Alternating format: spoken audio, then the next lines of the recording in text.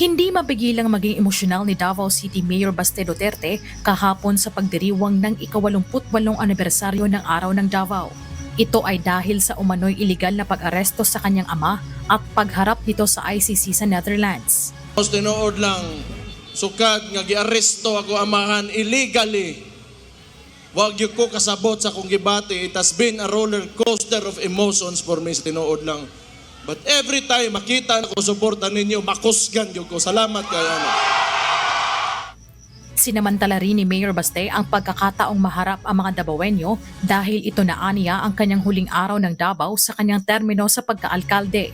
Binatikos ng alkalde ang Marcos administration at mariing sinabi na hindi aniya makakaranas ng pagmamahal si PBBM gaya ng pinakitang pagmamahal ng bayan sa kanyang ama.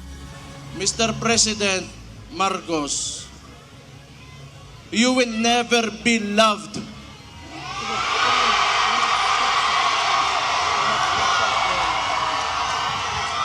Especially to us who are calling out Rudy Duterte's name, you will never be loved, Mr. Marcos.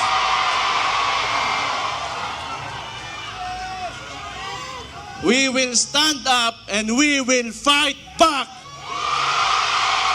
Dagdag pa nito ang mga Duterte aniya ang tumulong kay Pangulong Marcos Jr. na maupo bilang presidente at sa pagpapalibing kay former President Marcos Sr. sa libingan ng mga bayani.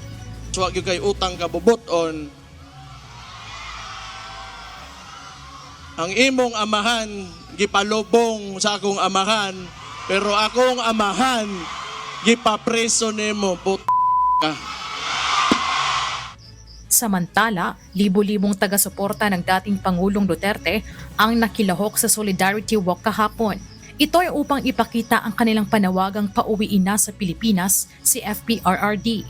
Bukod dito, nagsagawa din ng peaceful rally sa labas ng bansa kahapon sa Finland, Korea, Australia, New Zealand, London, Malaysia at Dubai.